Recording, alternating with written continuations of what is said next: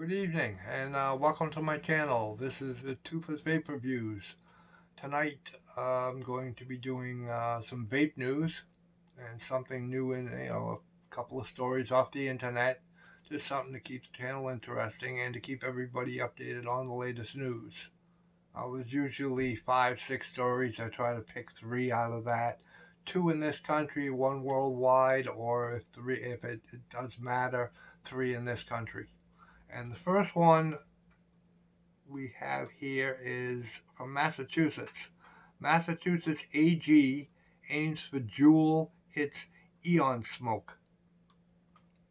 And it says, almost a year after announcing an investigation into Juul Labs, Massachusetts Attorney General Maura Healey has sued vape manufacturer Eon Smoke for selling products online without proper age verification and marketing its Juul-compatible pods and devices to minors.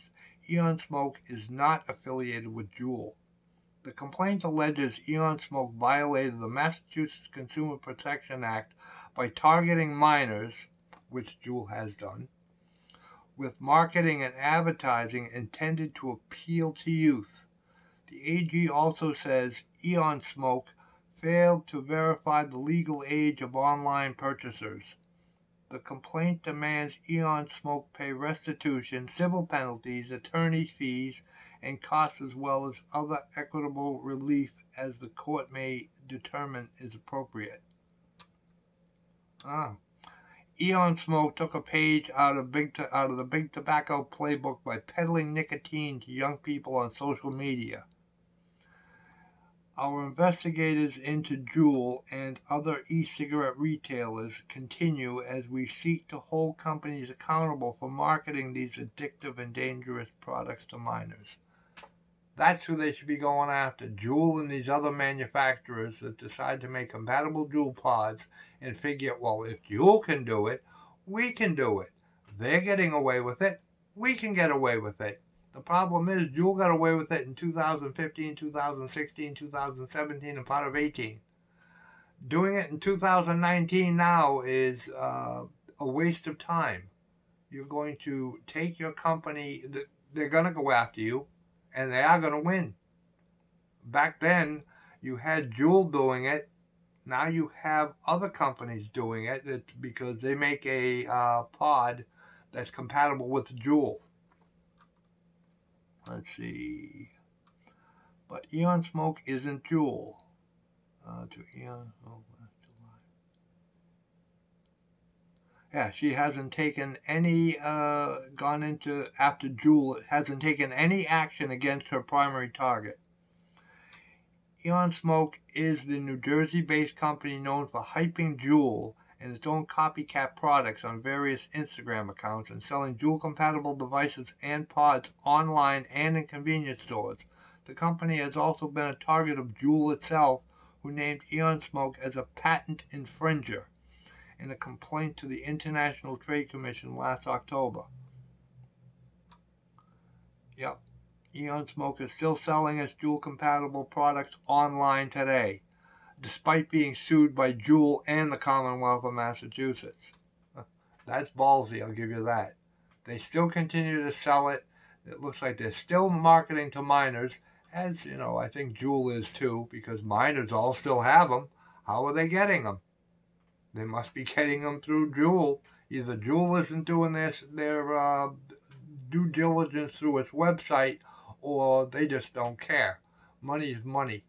And usually that's what I think Juul and the big tobacco company care about. Money is money. Now, according to the state of Massachusetts, but it's not Juul's responsibility to police other companies' sales practices, which they're trying to do. In fact, Juul would almost certainly like to see Eon Smoke and other sellers of clones and compatible pods disappear. Blaming Juul for Eon Smoke's shifty practices is just plain silly, even if Juul benefited indirectly from the clones maker's popular Juul Nation IG account, which is no longer active. And it just goes on to talk about, I guess, Healy may wait and see how the North Carolina suit plays out before going on with the Massachusetts suit. But that's what it's about. Everything, it seems, comes back to Juul. It started at Juul. Now companies are trying to come out with the clones of Juul, and it all starts back when Juul was marketing to minors in 15, 16, and 17. That's how it got so popular. Well, I want to thank you very much, Juul. I appreciate it. Trying to screw over the industry for your own benefit. Of course, that's a big tobacco ploy, and they tried it and almost succeeded. Thank God they were caught. Okay, that's the end of story one. Do a jump cut to the next story. Story number two. Big surprise on this one too. It's see which Tucson, Arizona convenience stores, vape shops were caught selling to minors. Attorney General Brnovich wants to issue a warning to parents as more and more minors have been able to buy tobacco products in the state. This is Arizona.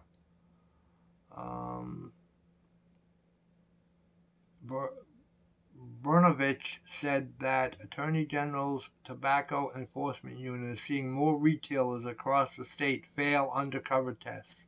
After seeing a steady decline in recent years, TEU attributes the recent spike of the sale of e-cigarettes to minors. Throughout the year, TEU conducts undercover inspections utilizing youth volunteers to check if convenience stores and smoke shops are selling tobacco products to minors.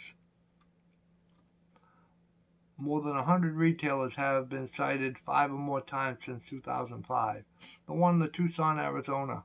Let's see. Two Family Dollars, an AM/PM, something called Fry's, LA Smoke Shop, and Quick Mart. Well, Quick Mart I can understand. It's a convenience store. Who they hire, they don't care who they sell to as long as they make money. The Attorney General's office said the upward trending failure rate is attributed to the sale and purchase of e-cigarettes, which are sold more often to youth than cigarettes. Recent data demonstrates that 51% of high school-aged kids have tried vaping. The Food and Drug Administration recently announced that e-cigarette use rose 78% among high school students and 48% among middle school students nationwide from 17 to 18. Yep. Well, it's a short story, but there you go. Convenience stores, they announce Two Family Dollars, looks like 1, 2, 3 convenience stores and a smoke shop selling to minors. Unfortunately, the 1 or 2 smoke shops that do it damages the whole industry, at least for the state, if not the country. And it's making all the smoke shops look bad. But the smoke shops in my area, they card you as soon as when you walk in. They don't card you when you walk in, but if you try to buy anything, the first thing they ask you is ID. I get ID'd. I'm 55 years old, and I get ID'd, which I don't mind. That makes me feel young again. So whether you're 18 or whether you're 70, I've seen a 70-year-old man get ID'd. They ID everybody. They scan the license. It takes their information down so they know who they're selling to. So if they do come into their shop and they say, who have your customers been, they can give them a complete list, age, everything.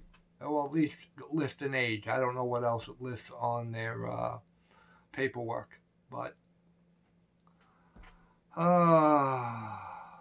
and I wouldn't doubt that most of the products were probably Juul. What else is new? Okay, that's the end of story number 2. Jump cut to story number 3. One more quick story I just found out. It says here, what is e-juice made out of? On here, vegetable glycerin. Liquid designed for modern atomizers is mostly vegetable glycerin or VG. This can be up to 80% by volume. If you want to know how it is that e-cigs have gone from producing a little wisp of thin vapor to belching out huge plumes, This is why. Glycerin is a natural substance that can be processed from the most kinds of fat. The glycerin used in e-liquid comes from vegetable oils, which is why it is called VG, but it doesn't really make a lot of difference. One important point is, though, it's processed from oils. It isn't an oil. In fact, it is an alcohol, which makes it safe to inhale. VG is non-toxic, colorless liquid with no smell, but a sweet taste. It is very thick and viscous, which means high VG liquids don't work well with older atomizers and small claromizers. It's too thick to wick well. Some liquids use aqueous glycerin to solve this. Basically just VG with some water added. The next is propylene glycol. Most of what is in VG in your liquid is probably propylene glycol, or PG. Some liquids contain more PG than VG. These work better in claromizers and older atomizers because they're less viscous. PG is an alcohol. Like VG, it is also nearly odorless. It has a faint sweet taste, although not enough to be used as a sweetener. It does get added to foods, medicines, and other products to keep them moist though. One other use for PG is in antifreeze, and it's because of this some people like to claim e-juice contains antifreeze. In fact, this is totally dishonest. PG is only one ingredient in antifreeze, and it's actually there because it's non-toxic. PG-based antifreeze is less harmful to children and pets. It's worth pointing out that the water is also an ingredient in antifreeze. Just because something is used in a product that has a reputation for being poisonous, that doesn't say anything about how harmful the substance is. And then flavorings and nicotine. That's basically it. And in the flavorings, if there's any health concerns about vaping, that's mostly down to flavorings. There are some ingredients that are safe to eat but not inhale, diacetyl for example. However, the industry has done well in eliminating additives that there are worries about. Don't use food flavorings from the supermarket though. Some of them contain oils which are harmful if inhaled. Stick to flavors from vape manufacturers because they have been elected for maximum inhalation safety. Well, there you go. Just something quick what's inside of your vape juice. So you've probably got vegetable glycerin, propylene glycol, flavorings, and nicotine. So there's at least 4, maybe as high as 5 or 6 different ingredients. But that would be the flavorings, and then if any sweetness is added, usually it's sucralose. I notice on a lot of the bottles that have it. So that's it. Just something simple at the end. Thank you for watching my video. Thank you for watching my channel. I know your time is precious.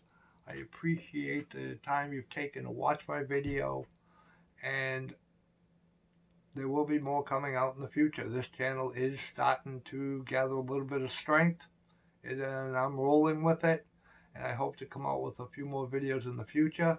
As I always say,